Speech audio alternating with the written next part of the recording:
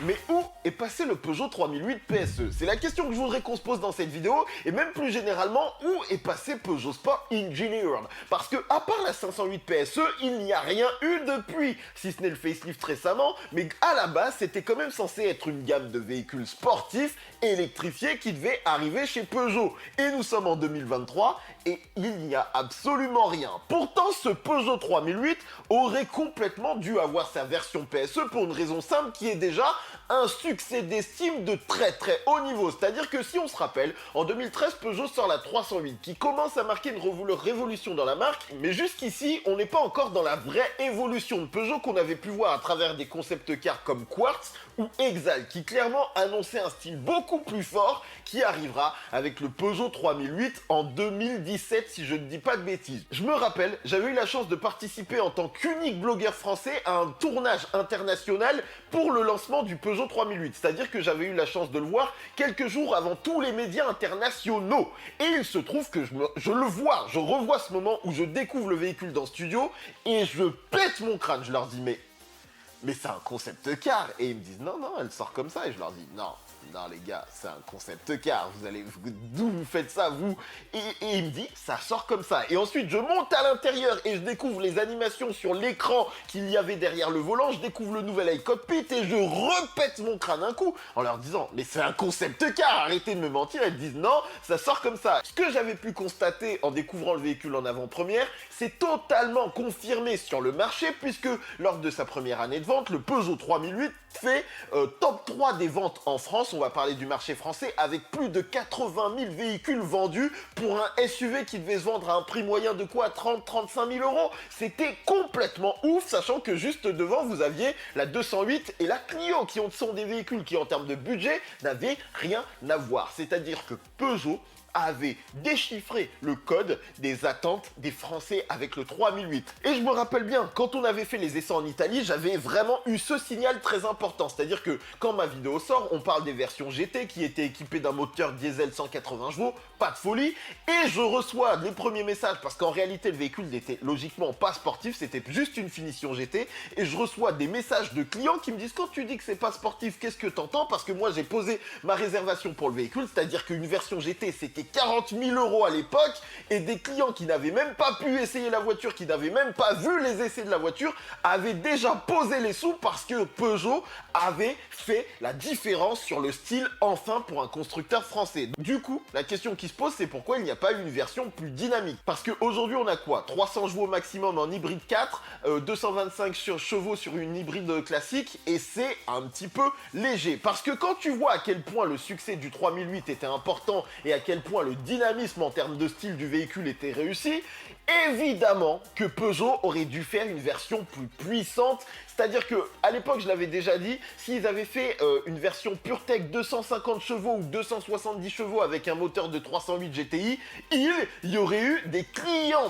Et on arrive avec la 508 PSE, qui à l'époque est cohérente, c'est-à-dire qu'on est encore dans un monde où, pour la plupart des gens qui veulent un véhicule dynamique, c'est plutôt une berline que tu vas aller chercher ou une berline compacte. Donc quand Peugeot fait le choix dans un premier temps de présenter la 508 PSE, c'est une première approche qui est logique. Le véhicule a de la gueule, je me souviens qu'il l'avait présenté sous forme de concept car dans un premier temps, avec notamment des petites ailettes sur les custodes qui étaient assez stylées, et on était là à se demander si sur la version de production on aurait la chance de les avoir. On était vraiment rêveurs. Toujours est-il que Peugeot tient ses promesses puisqu'on a une 508 PSE qui arrive en version de production, toujours avec 360 chevaux grâce à deux moteurs électriques et un moteur thermique PureTech. Et du coup, on a de la puissance dans un véhicule français. Sauf que, il faut être réaliste, les berlines commencent un petit peu à s'essouffler sur le marché automobile, clairement, et les SUV, on le vend en poupe comme pas possible. Vraiment, les constructeurs du Peugeot 3008, ils sont en moonwalk, ils ont fait un hit. Et déjà là, on peut se poser la question de est-ce que Peugeot n'aurait pas dû commencer la gamme PSE avec le 3008 directement? Parce que les signaux étaient déjà dans le sens des SUV. Les constructeurs allemands faisaient déjà des SUV dynamiques puissants. Et Peugeot aurait dû oser continuer à prendre un temps d'avance en disant nous on croit totalement en nos SUV et on croit qu'il y a des clients qui vont mettre de l'argent dedans et donc on va offrir un 3008 PSE à ce moment précis. Parce que honnêtement je pense que certains clients allemands qui achètent du premium sans forcément avoir besoin de la puissance du premium auraient fait un move. Si la voiture avait eu de la gueule, ils auraient fait un move vers Peugeot. Parce que des clients ont fait la transition. Peut-être ils sont revenus chez les Allemands après parce qu'ils n'ont pas trouvé les moteurs, mais il y en a qui ont fait la transition. Mais bref, Peugeot a fait le choix de la 508 PSE, on peut l'entendre, et le succès en termes de vente, il n'a pas été incroyable. C'était un véhicule image, on était clair avec ça, mais on attendait la suite. Et la suite, ça aurait dû être une 208 PSE full électrique d'après ce qui avait été annoncé, également un Peugeot 3008 PSE d'après ce qui se disait dans les couloirs, et même potentiellement une 308 PSE. Ce qui s'est passé, d'après ce que j'ai compris, c'est qu'entre-temps, n'empêche, non seulement la 508 PSE ne s'est pas vendue de ouf, mais il y a également eu le Covid, les amis. Et le Covid a changé un petit peu les choses parce que apparemment, le projet 3008 PSE a été mis en stand-by, le projet 208 PSE a été mis en stand-by, et du coup, malheureusement, par les temps qui courent, où le monde automobile s'est complexifié toujours un peu plus, eh bien c'est un projet qui peut-être ne verra pas le jour. Et c'est un petit peu dommage parce que honnêtement, le marché, il y a de cela 3 ans, était prêt pour ce véhicule à mon sens. Clairement plus que pour la 508 PSE et je pense malheureusement que ça ne verra pas le jour. J'ai l'impression clairement qu'à l'heure actuelle, Peugeot, après le Covid, s'est dit on va viser que des produits rentables et que tout ce qui est de type performance, secteur de niche, on l'y met un peu de côté avec notamment le Peugeot 3008 PSE qui est du coup en stand-by. Ce qui m'amuse, c'est de voir que on a eu une DS9 360 chevaux.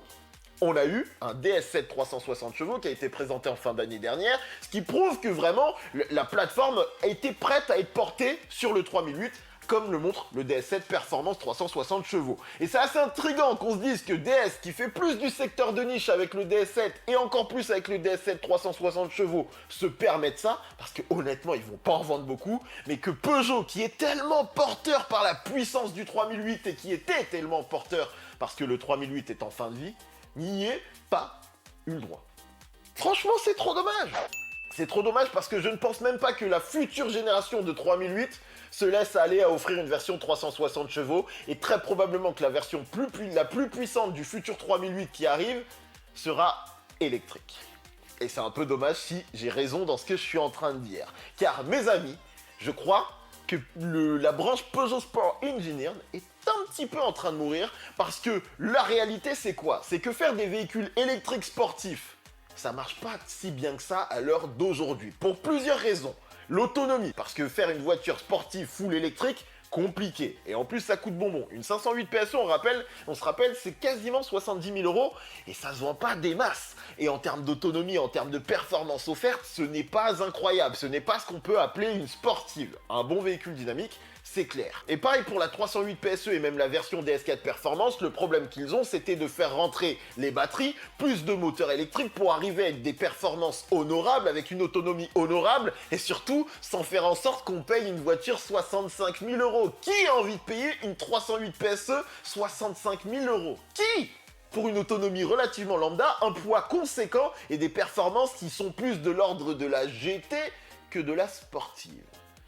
Et c'est malheureusement ce qui fait que très probablement les amis, je peux me tromper, c'est vraiment une sorte de, comment dire, de proposition, d'essai que je fais à travers cette vidéo, le 3008 PSE est mort et enterré. Et c'est vraiment, vraiment dommage. Bref, j'espère que cette petite vidéo de réflexion t'aura plu, n'hésite pas à me le dire, je te dis à très bientôt, salut, bisous.